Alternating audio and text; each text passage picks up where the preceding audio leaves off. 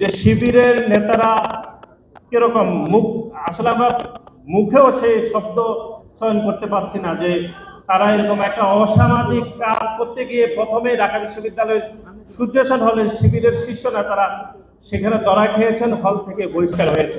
আমি শুরুতে আজকে আমরা যখন এখানে বক্তব্য দিচ্ছি ঠিক তখনই ঢাকা বিশ্ববিদ্যালয়ের রাজু ভাস্কর্যের সম্মুখে শিবির একটি বিক্ষোভ মিছিল দিয়েছে। এখন সেই বিক্ষোভ মিছিলটি চলছে।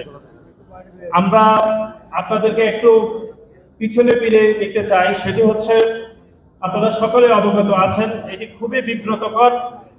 তারপরেও আমাদেরকে এখানে বলতে হচ্ছে। রাজশাহী বিশ্ববিদ্যালয়ে আমার এখানে শিক্ষার্থীরা রয়েছেন, আমাদের ছোট ভাই ছোট বোনরা রয়েছেন, তারপরেও আমাদেরকে এগুলো এখানে অনেকটা নির্লজ্জভাবে এখানে বলতে হচ্ছে যে ঢাকা বিশ্ববিদ্যালয়ের সূর্য সেন হলে গত মাসে আপনারা সকলেই মিডিয়াতে দেখেছেন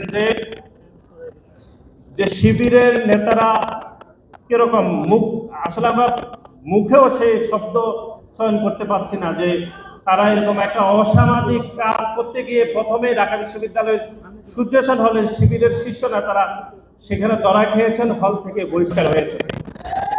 এরপরে আপনারা দেখেছেন গত 2 দিন আগে ঢাকা বিশ্ববিদ্যালয়ের ঐতিহ্যবাহী হল শহীদুল্লাহ হলের যিনি শিবিরের নির্বাচিত জিএস, তার পক্ষে এরকম একটা অসামাজিক কাজ হয়েছিল এবং তাকে বিশ্ববিদ্যালয় প্রশাসন তাৎক্ষণিকভাবে বহিষ্কার করেছিল। এবং আজকে এই বিষয়ে বিচার আচার যখন চলমান ছিল, তখন তারা ঘটনাটি অন্য খাতে নেওয়ার জন্য তারা সেখানে একটা গন্ডগোল বাজিয়েছে। In the heart of the city rises a destination built for greatness. International Convention City, Bosundhara. Life takes a new course. এবং ওই শহীদুল্লাহ হলের প্রভোস্ট নিজেই লজ্জা পেয়ে এই 2 ঘটনায় তিনি নিজেই পদত্যাগ করেছেন আজকে। এখন তারা এই 2 ঘটনার তাৎপর্যকে সামনে রেখে তারা ঢাকা বিশ্ববিদ্যালয়ে তারা বিক্ষোভ মিছিল করছে। কেন?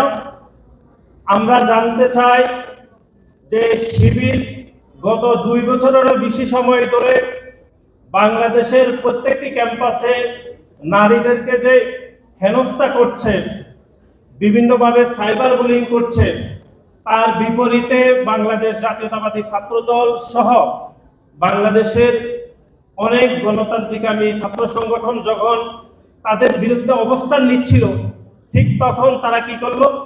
ঢাকা বিশ্ববিদ্যালয়ের টিএসসিতে তারা ফিমেল কর্নার করলো।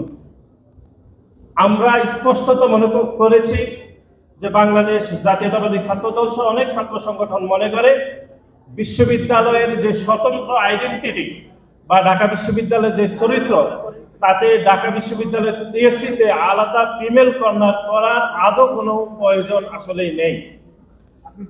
আপনারা খেয়াল করে দেখবেন, যারা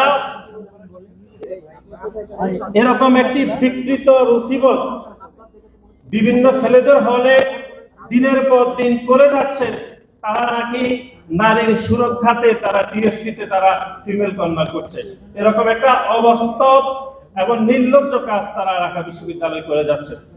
আজকের এই রাজশাহী বিশ্ববিদ্যালয়ের আলোচনা সভা থেকে আমি শুরুতে শিবির যে এরকম অসামাজিক, এরকম বিকৃত মানসিকতার কাজ বিভিন্ন ক্যাম্পাসে করে যাচ্ছে, সেজন্য আমি ধিক্কার জানাচ্ছি এবং বাংলাদেশের প্রতিটি শিক্ষার্থীকে এ বিষয়ে সতর্ক থাকার উদাত্ত আহ্বান জানাচ্ছি।